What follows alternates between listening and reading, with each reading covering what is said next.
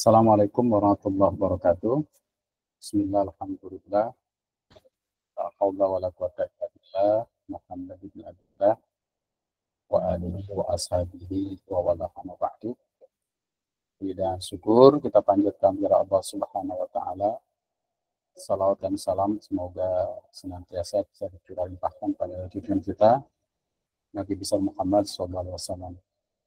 Alhamdulillah pada hari ini kita bisa bertemu kembali dalam perkuliahan sejarah peradaban Islam. Pada pertemuan ini kita sudah masuk pertemuan kedua untuk materi kedua dan ketiga ya. Untuk materi kedua dan ketiga. Nah, sebelumnya kita kelas dulu, tapi sebelum itu saya berharap pada rekan-rekan sekalian, mahasiswa-mahasiswa sekalian bisa mengisi kehadiran ya di ruang kampus yang sudah disediakan. Kita sekarang coba lihat kelas kita dulu. Ya, di kelas kampus kita ini ada kehadiran yang harus diisi. Nah, nanti silakan diisi kehadiran.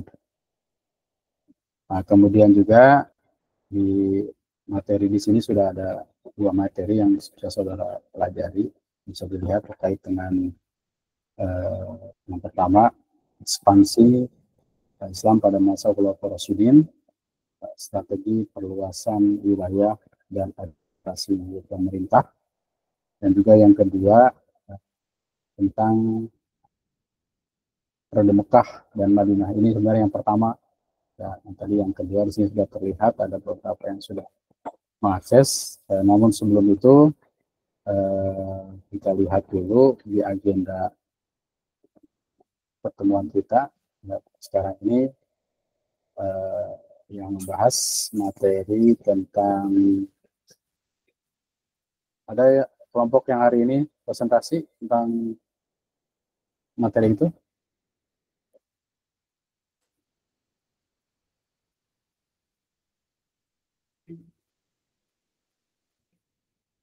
Di materi yang sebentar.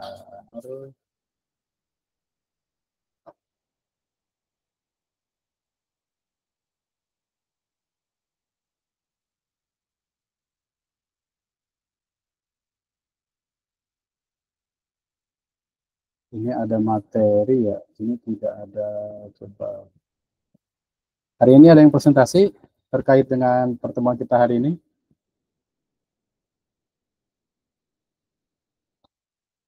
Tidak ada ya?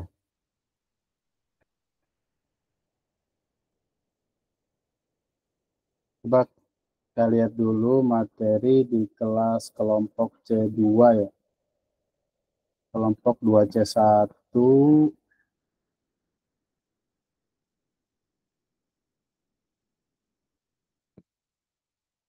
Kelompok 2C1 Ali Mustafa, ada Ali Mustafa?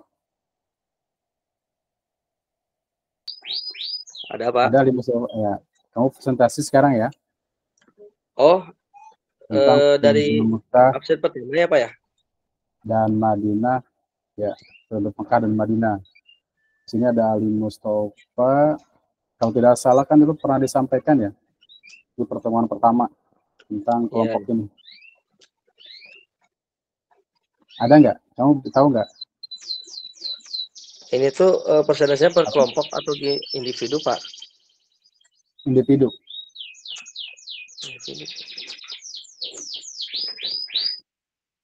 Periode Mekah dan Madinah, ada piagam Madinah di sini.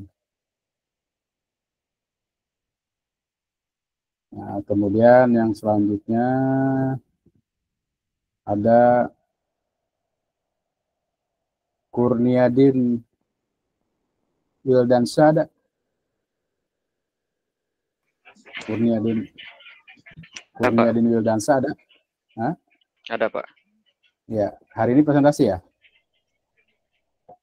Oh ya, baik, Pak. Nah, maksudnya sudah siap belum?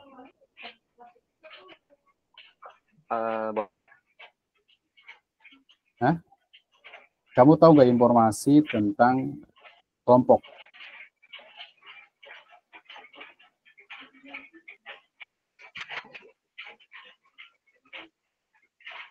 Kurniadin, ada Ya. tahu nggak informasi kelompoknya? Tahu nggak informasi tentang kelompok itu tahu nggak? Setahu saya waktu pertemuan kemarin Ya. Perintahnya tugas individu ya Pak. Cuman emang walaupun temanya sama tapi Ya, dilakukan individu, secara betul. individu. Ya, betul. Maksud saya, kamu sudah siap kan?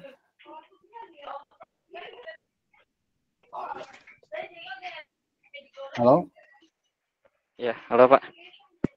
Ya, udah siap? Ya, insya Allah Pak. Maksud saya, tahu kan informasi tentang kelompok ini? Tahu kan? Di kelas, di guru kelas? Tahu Pak, tahu.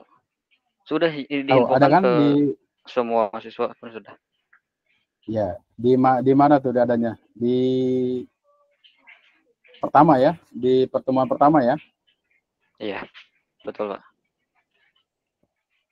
Ya, terus kemudian ini ada 1, 2, 3. Kemudian ada lagi Aprilia Ningsih. Ada Aprilia Ningsih. Aprilia Ningsih ada?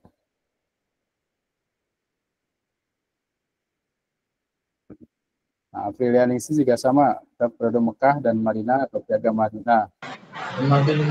Jadi hari ini ada 4 nih. Ya, gimana?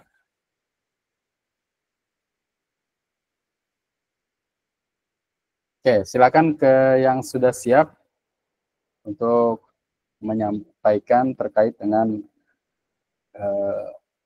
sejarah peradaban Islam ini untuk periode Mekah dan Madinah, yang keduanya tentang strategi penyebaran dakwah pada masa Khulafaur Rasyidin. Nah, silakan yang sudah siap saja. Jadi siapa tadi namanya?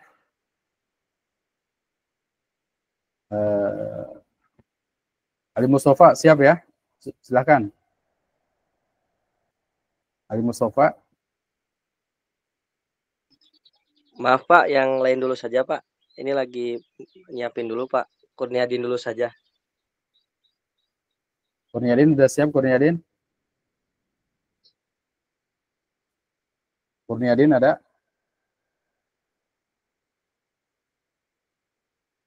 Mana Kurniadin tadi?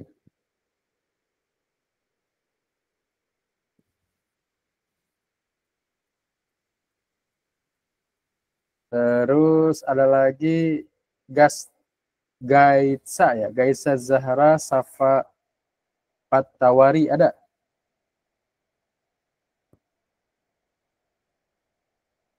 Ya.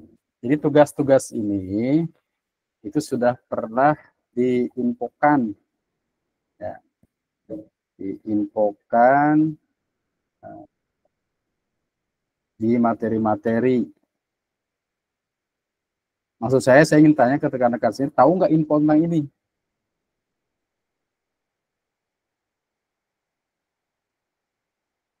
Coba kalau ada Kurniadin sudah tahunya dari mana Kurniadin? Ya, halo Pak. Ya, tahu infonya dari mana? Kebetulan kan saya emang ketua kelas ya Pak.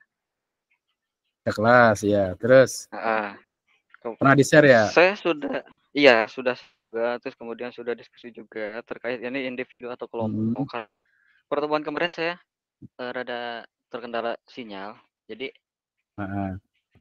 sudah menginfokan bahwa cuma emang rekan-rekan sudah Pak.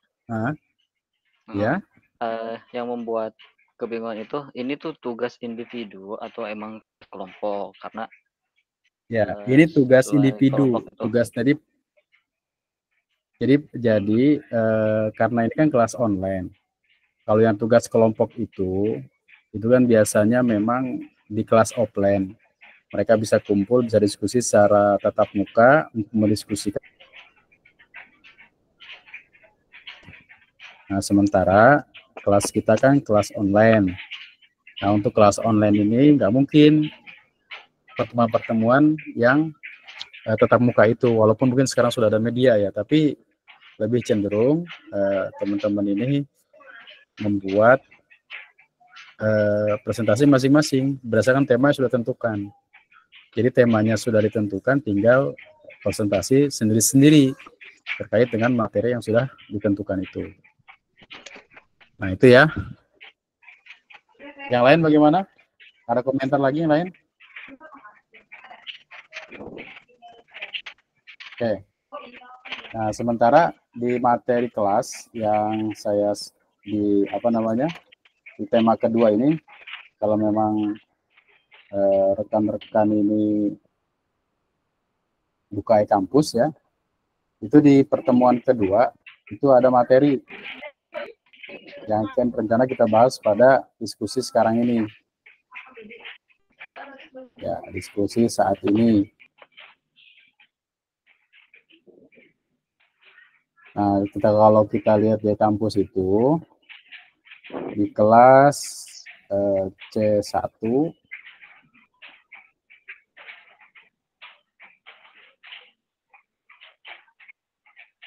nah ini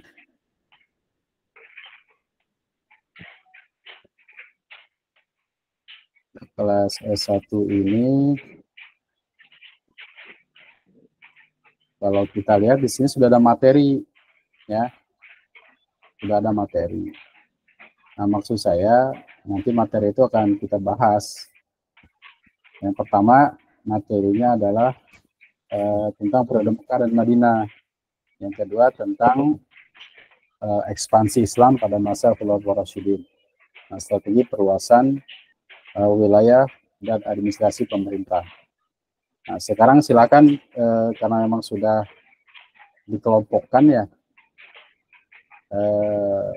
yang mau presentasi silahkan, sudah siap, silahkan. Kalau masih bingung, bingungnya di mana sih? Saya ingin paham gitu, bingungnya di mana?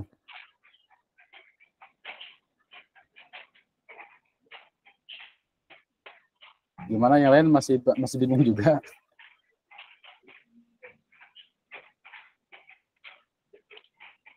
Oke ya, karena memang hari ini tidak ada yang presentasi, saya coba menyampaikan terkait materi kita pada hari ini. Yang pertama adalah tentang mengidentifikasi kembangan Islam pada masa Rasulullah SAW, periode Mekah dan Madinah. Ya, nanti juga di dalamnya itu ada terkait dengan Al-Mistaq Al-Madinah ya, atau Piagam Madinah. Nah, karena pertemuan kita itu satu minggunya, satu bulannya 2 kali ya, berarti 2 minggu sekali. Maka pada hari ini ada beberapa materi yang tersampaikan, nah, minimal 2 materi. Maka saya akan menyampaikan materi yang pertama ini tentang perkembangan Islam pada masa Rasulullah SAW, periode Mekah dan Madinah, ya, serta munculnya Piagam Madinah. Nah, teman-teman ini paling tidak sudah banyak ya, ada beberapa rekan-rekan yang memahami tentang periodisasi ini, ya, karena memang dalam beberapa sejarah ya kita bisa membaca, melihat, dan kita juga bisa memahami tentang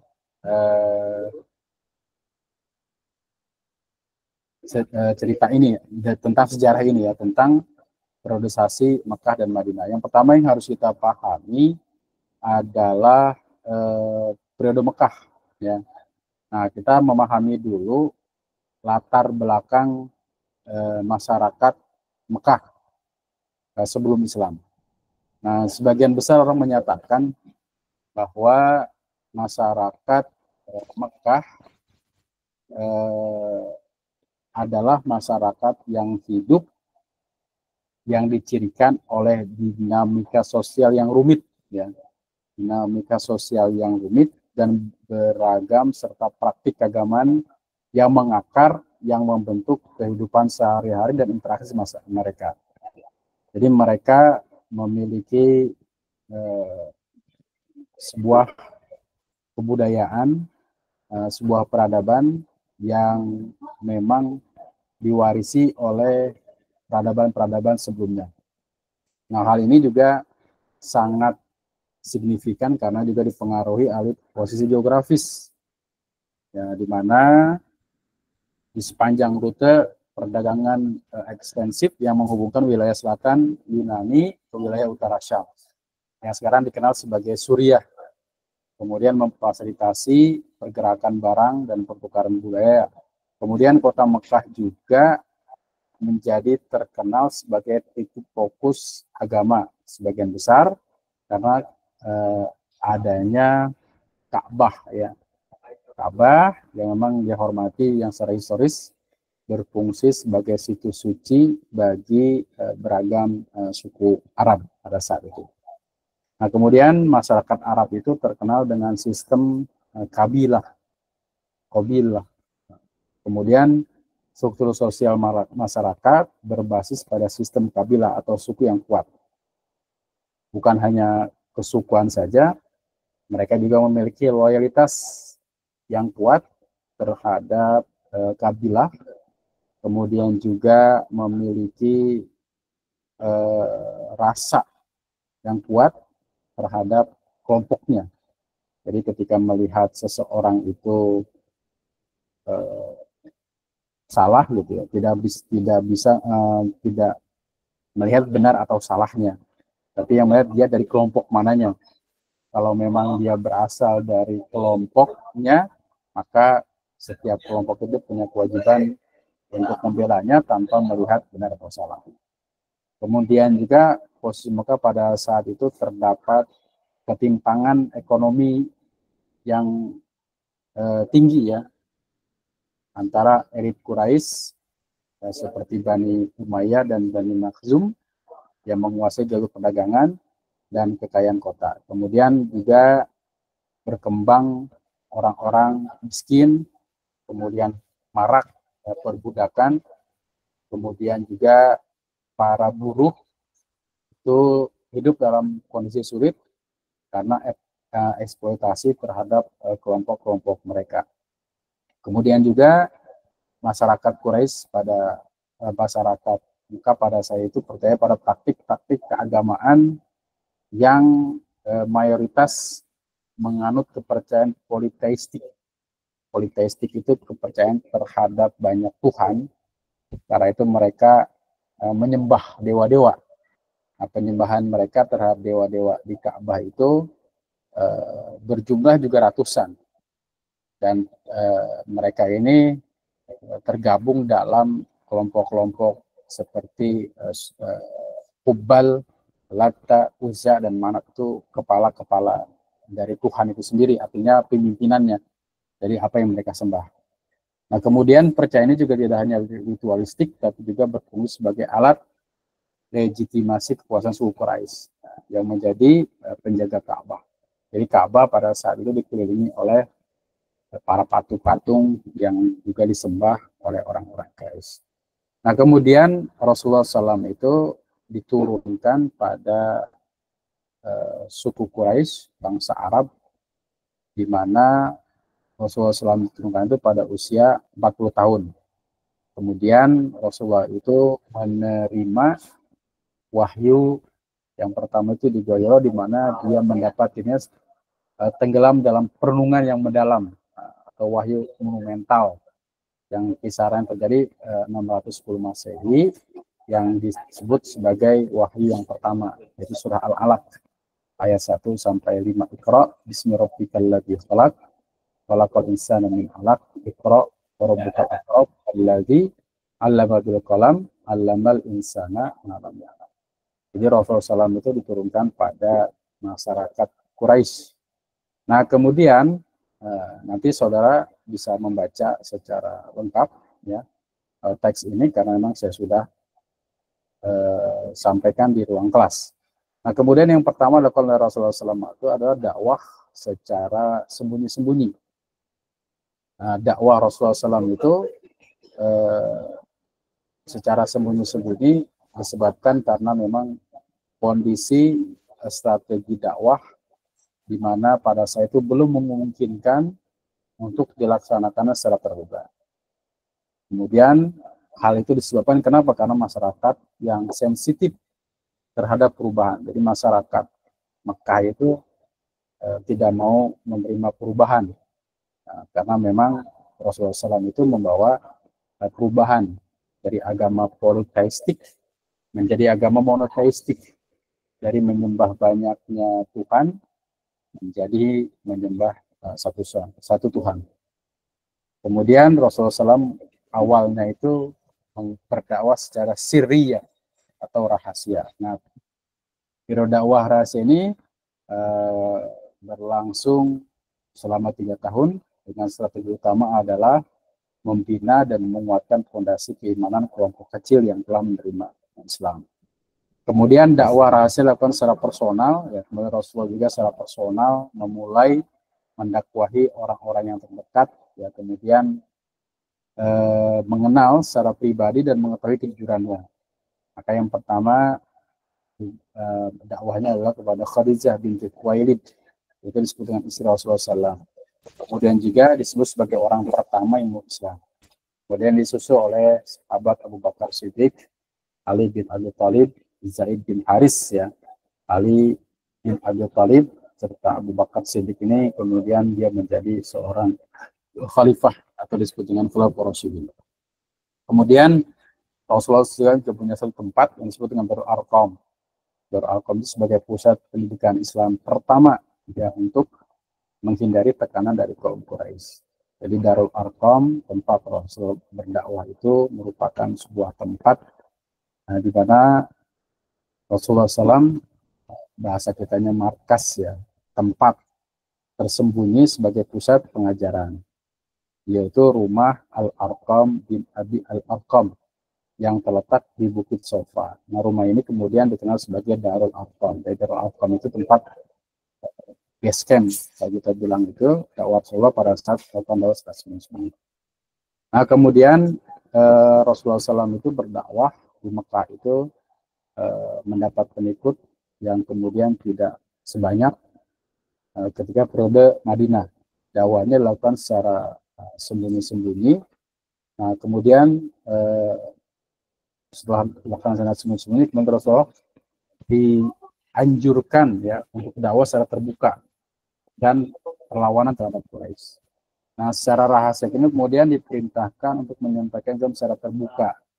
Dakwah ini menekankan terhadap tauhid, ya, keesaan Allah, tentang Allah itu satu, la syarikalah, keadilan sosial, tanggung jawab moral.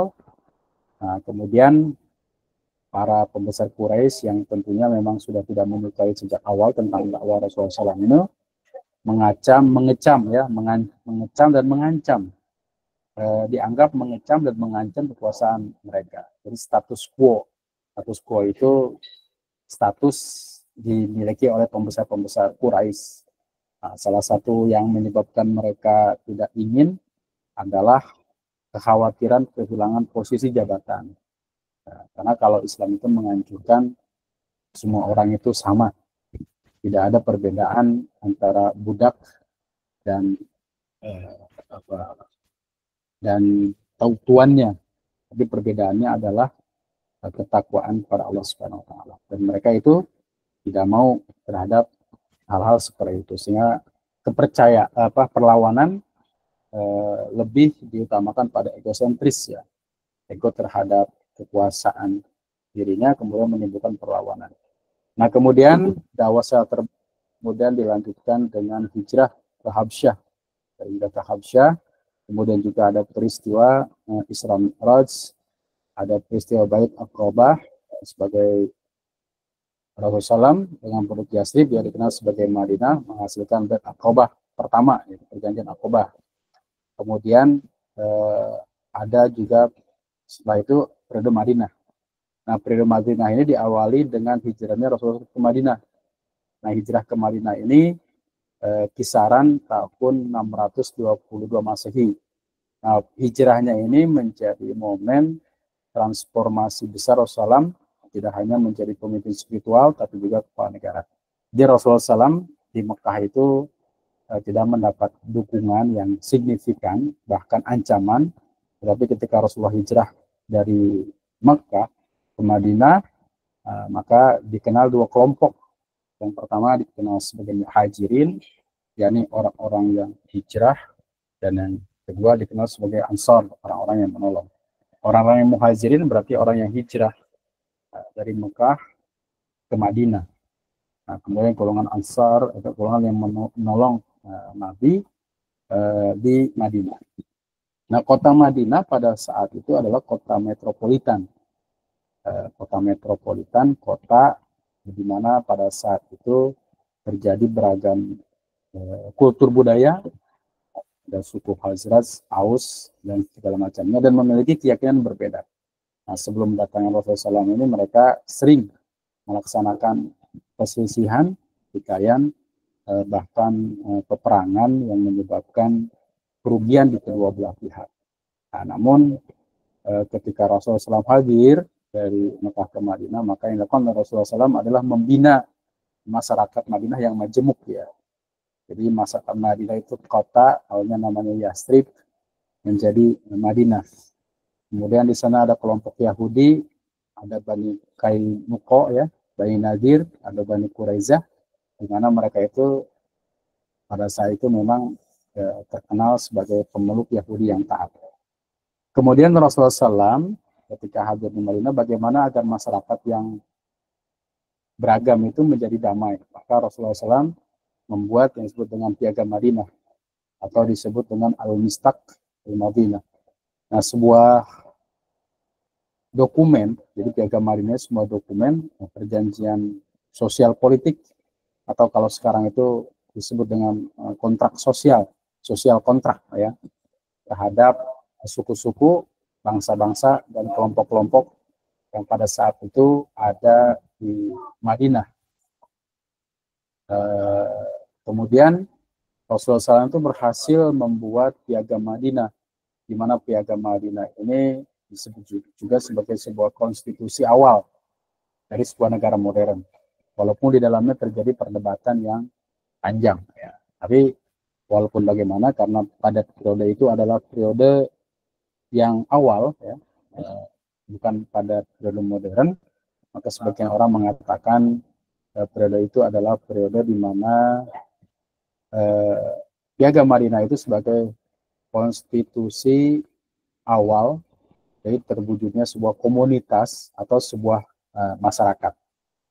Nah, dalam konteks Piagam Madinah itu terdiri dari 40 pasal, ya, dan intinya mengatur pertama adalah persatuan umat Islam dari berbagai kabilah. Jadi umat Islam juga bersatu, hak dan kewajiban kaum muslimin dan muslimin, di mana kaum muslimin dan non muslimin itu juga memiliki hak dan kewajiban.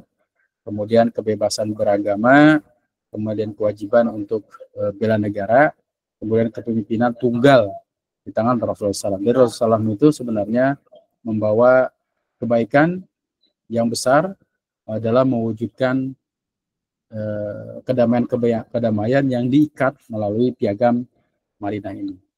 Kemudian juga ada perang dan diplomasi. Setelah hijrah, kaum muslimin tetap dihadapkan pada ancaman Quraisy, ya. Kemudian juga ada perang disebut dengan Perang Badar di 624 Masehi. Perang Badar ini dilaksanakan pada bulan Ramadan, ya. Tapi kaum muslimin pada saat itu berjumlah sekitar 300, ya, 300 orang. Nah, sementara kaum muslimin itu lebih dari 1.000 orang. Tapi kemenangan berada di pihak kaum muslimin. Juga ada perang Uhud, ya. Jadi 624, 625 perang Uhud, dan juga ada perang Khandaq. Jadi hampir setiap tahun terjadi peperangan. Nah, perang Khandaq ini terkenal ada Salman Al-Farisi yang memiliki ide untuk membuat parit, ya. Kemudian Rasulullah SAW itu ada konsolidasi akidah dan hukum di Madinah. Ada ayat-ayat Al-Quran yang turun mulai fokus pada hukum sosial dan tata masyarakat. Kemudian Piagam Madinah ini memiliki beberapa nilai. Yang pertama, di dalam Piagam Madinah itu mengatur tentang persamaan hak, yang di dalamnya berisi tentang persamaan hak semua warga Madinah, muslim maupun non-muslim, memiliki hak yang sama dalam keamanan dan keadilan. Kemudian yang kedua ada nilai keadilan sosial, tanggung jawab bersama atas pelanggaran hukum. Baik orang muslim non-muslim bukan melakukan sebuah pelanggaran, maka memiliki konsekuensi hukum. Kemudian yang ketiga ada kebebasan beragama. Yahudi, Nasrani, kaum muslimin dijamin melaksanakan keyakinannya masing-masing. Kemudian juga ada perdamaian dan kerjasama. Jadi mereka juga melakukan kerjasama walaupun berbeda keyakinan. Kemudian ada kepemimpinan bersama, semua kelompok mengakui Rasulullah SAW sebagai pemimpin. Nah, ini luar biasanya Rasulullah SAW itu pada saat di Mekah, di Madinah itu menjadi seorang pemimpin yang diakui baik oleh kelompok Muslim itu sendiri maupun kelompok non-Muslim itu sendiri. Nah, kemudian Piagam Madinah itu sebenarnya punya relevansi yang kuat sampai saat ini. Kalau kita sekarang dalam konteks Indonesia, misalkan banyak orang katakanlah dalam proses pembelajarannya itu katakanlah kurikulum moderasi beragama, kurikulum multikultural, kesamaan dan segala macam. Ya, sebenarnya titik tolaknya ini pernah diajarkan oleh Rasulullah SAW. Nah, kemudian sekalian selanjutnya ya pada pertemuan yang kedua itu tentang ada ekspansi. Nah, ini tema yang kedua ini ada ekspansi, apa itu ekspansi ya? Penyebaran ya, perluasan Islam pada masa Khulafaur Rasyidin. Jadi ketika periode Mekah dan Madinah itu periodenya berakhir ketika Rasulullah SAW itu kemudian Fathul Makkah, ya Rasulullah SAW setelah di Madinah itu melakukan kegiatan Fathul Makkah, dan menurut sejarah juga terjadi pada bulan Ramadan, dan Fathul Makkah ini sebagai titik awal Islam tersebar di Madinah secara besar-besaran. Maka dalam Al-Quran itu diabadikan dalam surah Idza jaa nasrullahi wal fath wa ra'aitan nas yadkhuluna fi dinillahi afwaja. Jadi berbondong-bondong mereka memeluk Islam setelah Rasulullah SAW berhasil di Madinah dan kemudian melaksanakan Fathul Makkah secara damai. Nah, kemudian ada peristiwa Haji Wada di mana Rasulullah SAW itu wafat ya. Wafat, kemudian apakah ketika Rasulullah wafat itu dakwah Islam berhenti? Nah, ternyata dakwah Islam itu tidak berhenti, tetapi dilanjutkan oleh para sahabat-sahabat ya, para sahabat-sahabat yang pernah dididik oleh Rasulullah SAW. Di antaranya adalah Abu Bakar As-Siddiq yang menjadi khalifah pertama, Umar bin Khattab menjadi khalifah kedua, Utsman bin Affan menjadi khalifah ketiga, dan Ali bin Abi Thalib menjadi khalifah yang keempat ya. Dan kemudian setelah itu ke dinasti Umayyah dan diakhiri pada dinasti Abbasiyah. Nah, itu periode awal dalam konteks sejarah peradaban Islam. Dan keberhasilan Rasulullah SAW ini mendidik para sahabat sehingga kemudian para sahabat berhasil menyebarkan dakwah Islam ini ke seluruh penjuru Jazirah Arab ya. Jadi dakwah Islam tidak berhenti ketika Rasulullah wafat, tetapi malah dilanjutkan para sahabat. Nah, kemudian ekspansi atau perluasan penyebaran Islam ini diawali oleh meninggalnya Rasulullah SAW. Ya, Rasulullah SAW itu tidak meninggalkan apa-apa.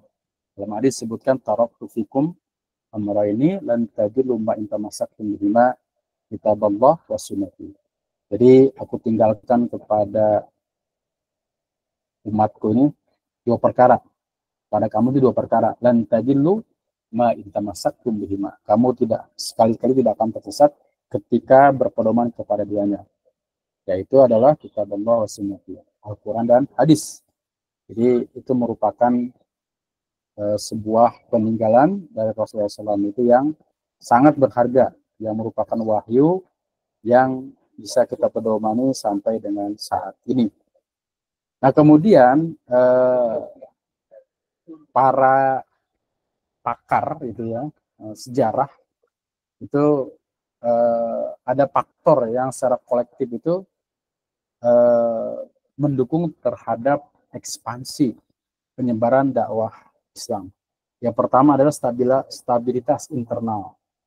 Jadi setelah Rasulullah SAW, Rasulullah sudah berhasil menyatukan suku-suku bangsa Arab yang sebelumnya adalah kabilah-kabilah kecil dan saling berperang menjadi sebuah umat yang bersatu di bawah Islam itu, sehingga mencegah perpecahan. Kemudian yang keduanya itu adalah penyebaran ajaran Islam ke wilayah-wilayah yang baru yang belum tersentuh oleh Islam itu. Kemudian yang ketiga adalah ekonomi, yaitu mengamankan jalur perdagangan dan sumber daya. Dan yang keempat adalah pertahanan, yaitu mengantisipasi serangan dari kekaisaran yang berada di sekitar Jazirah Arab itu.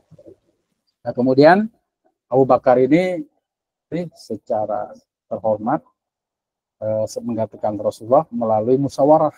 Ya, jadi musyawarah, jadi tidak ada ditunjuk ya, tapi dipilih. Siapa yang memilih Abu Bakar, yaitu kelompok Muhajirin dan Ansar. Siapa yang menggantikan Rasulullah wafat itu. Nah, kemudian para sahabat bersepakat untuk Abu Bakar As-Siddiq yang menggantikan Rasulullah SAW. Nah, kemudian apa yang dilakukan oleh Abu Bakar As-Siddiq, yaitu adalah yang pertama adalah perluasan wilayah. Nah, perluasan wilayah itu dilakukan yang pertama adalah menguatkan pemerintahannya, kepemimpinan. Maka ada disebutkan konsolidasi internal.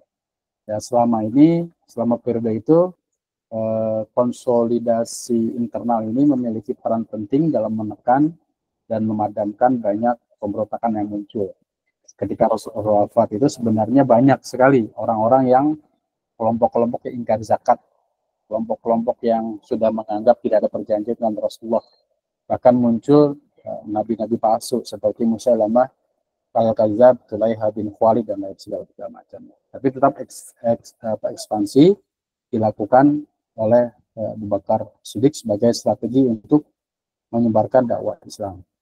Nah, kemudian strategi menyebarkan dakwah Islam itu juga diteruskan pada masa Khulafaur Rasyidin yang kedua, yaitu Umar bin Khattab. Nah, Umar bin Khattab disebut-sebut sukses ya menaklukkan wilayah Bizantium dan Sasania. Nah, kemudian ada lagi juga penaklukan Suriah dan Mesir, dan beberapa pasukan ini juga dikumpulkan ya, memiliki strategi yang kuat. Tentunya ekspansi ini dilakukan oleh mereka pasukan-pasukan yang kuat untuk melakukan perluasan wilayah. Nah, kalau internalnya sudah kuat, maka mereka melakukan dakwah perluasan secara eksternal. Kemudian pada masa Utsman bin Affan, ya, ekspansi juga sampai ke wilayah Afrika Utara. Luar biasa ya, sampai ke Afrika Utara yang luas dan kaya budaya, ditandai oleh pencapaian militer yang luar biasa dari Abdullah bin Sa'ad yang berhasil melakukan kota pesisir penting Tripoli yang terletak di Libya saat ini. Itu luar biasa pada masa Utsman bin Affan. Nah, kemudian pada masa Ali bin Abi Thalib, ya, luasan wilayah itu terus berlanjut, ditandai oleh mulai muncul konflik-konflik ya. Jadi kekuasaan itu mulai muncul konflik internal yang mendalam, terutama yang berasal dari konflik kontroversial dan beragam yang dikenal sebagai perang Jamal atau perang sivil. Terjadinya peristiwa tahkim ya. Nah, sebenarnya di dalam hal ini juga ada hal-hal yang memang intrik-intrik politik. Ya, jadi permasalahan politik itu dalam masa kekhalifahan itu beralih ke masalah kalam, beralih ke masalah perbedaan pandangan terhadap dosa besar, ya, terhadap ayat-ayat mutasyabihat dan lain segala macamnya. Nah, karena itu maka muncul kelompok-kelompok seperti Qadariyah, Jabariyah, Mu'tazilah dan lain segala macam. Tapi wilayah itu lebih cenderung nanti dibahas dalam aliran kalam ya, karena membahas tentang kelompok-kelompok seperti Qadariyah, Jabariyah, Mu'tazilah, kemudian Syiah, Murji'ah dan lain segala macamnya. Yang perpecahan itu berawal dari masalah-masalah politik yang beralih kemudian ke kelompok-kelompok akidah yang dikenal dengan aliran kalam. Itu berasal dari masalah-masalah politik. Nah, kemudian pada konteks itu juga masyarakat sudah kelompok pada masa khalifah itu juga sudah memiliki sistem ekonomi yang kuat. Ya. serta memiliki keunggulan-keunggulan dalam sistem ekonomi, seperti ada Baitul Mal, ada lembaga keuangan yang dioperasikan dan dikelola oleh negara dan bertanggung jawab untuk mengawasi dan mengelola pendapatan yang berasal dari berbagai sumber, termasuk zakat ya, zakat fitrah, zakat mal, ataupun ghanimah, harta rampasan perang, kemudian juga jizyah. Jizyah ini dikenakan orang non-muslim yang hidup di wilayah muslim, tapi mereka tetap mendapat perlindungan. Ada juga pajak yang disebut kharaj ya, yang merupakan yang dikenakan atas tanah milik non-muslim. Jadi kalau ada orang non-muslim memiliki tanah, juga ada dikenakan pajak ya, disebut dengan kharaj. Kemudian juga ada sistem hukum dan militer. Pada saat itu juga sudah berkembang hukum qadi ya, ada qadi itu hakim yang bertanggung jawab untuk menyelesaikan berbagai perselisihan dan konflik yang menggunakan prinsip-prinsip hukum syariat. Jadi konteks pada saat itu lebih cenderung sebagai konteks masyarakat modern dan demokratis ya.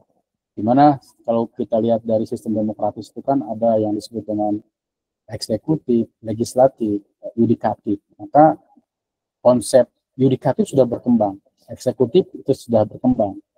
Kemudian demikian juga dengan yudikatif, eksekutif, legislatif, dan yudikatif. Mereka sudah seolah-olah memang sudah menerapkan prinsip-prinsip demokrasi yang melampaui zamannya pada saat itu. Nah, kemudian juga banyak juga konflik-konflik yang terjadi sehingga kemudian ekspansi pada masa Khulafaur Rasyidin tidak hanya mengubah peta geopolitik Timur Tengah, tetapi juga meletakkan dasar bagi peradaban Islam yang multikultural. Dan peradaban Islam itu multikultural, yang dimaksudkan di sini adalah memiliki peradaban yang cukup besar, peradaban yang cukup tinggi, di mana Muslim, para orang-orang Muslim itu pada zamannya adalah orang-orang yang maju ya, sehingga bisa dikenal oleh peradaban-peradaban yang berkembang pada saat itu dan juga pada saat ini. Oke, rekan-rekan sekalian, itu materi yang terkait dengan dua materi yang tadi yang sudah disampaikan. Kalau ada hal-hal yang terkait dengan diskusi yang bisa kita diskusikan, disilahkan. Silahkan kalau ada diskusi. Ya, silakan kalau ada diskusi.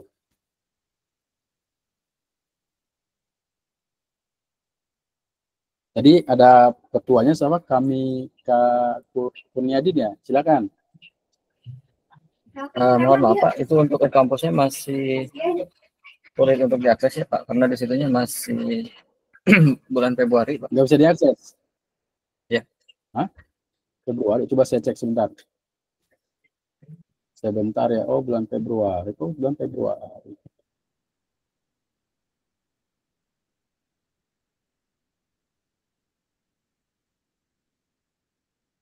Sebentar ya.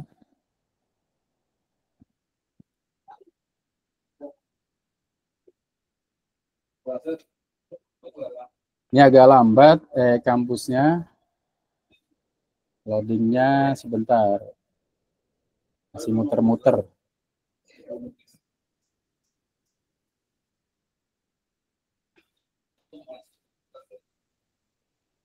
Jadi nggak bisa ngisi kehadiran ya, karena settingannya kali ya? Iya betul Pak, presentasinya belum bisa. Settingannya bulan Februari. Tapi sini tanggal rencana 16 Mei. Oh men, bisa dibenerin nggak men? Ini kok tanggal nggak bisa ngisi kehadiran, katanya Februari ya? Ini kalau di mereka nggak bisa ngisi kehadiran, katanya kalau settingannya benar kan? 16 Mei. Realisasinya Jumat 28 Februari. Ini maksudnya kali. Bisa 28 Februari. Ini hadir, kan saya hadir. Ini kenapa bisa 28 Februari ya? Dari mana ini? Kan 28, ini 28. Oh. Bisa dirubah nggak ini? catatan ini ya. Mungkin catatan Apa yang dihapus nggak masalah ini kan? luarnya nggak masalah. Dihapus kan? Oh, ya. Catatan. Terus? Ini benar ya? Iya. Nah ini nih, ini realisasi. Oh ini yang salah. Iya, iya. Oh terus Februari sih. Nah, Selesai. kita Tapi tadi nggak masalah dihapus. Oke, terima kasih ya. Terima kasih, ini coba sudah diperbaiki. Sudah diperbaiki, coba bisa nggak isi kehadiran?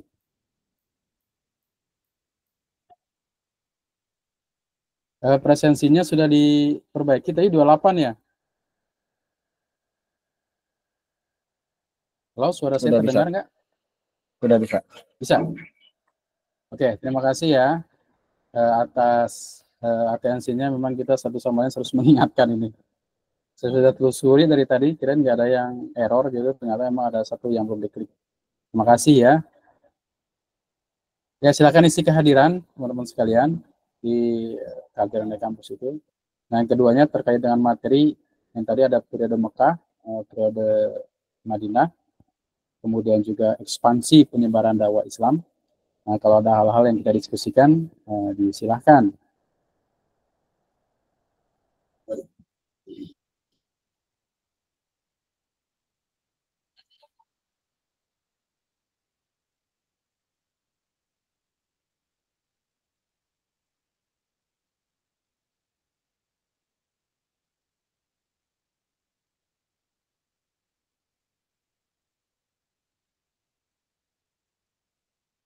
Oke, silakan kalau ada hal-hal yang ditanyakan untuk kehadiran silakan diisi. Jadi terkait dengan tugas ya yang diberikan, tugas yang diberikan itu.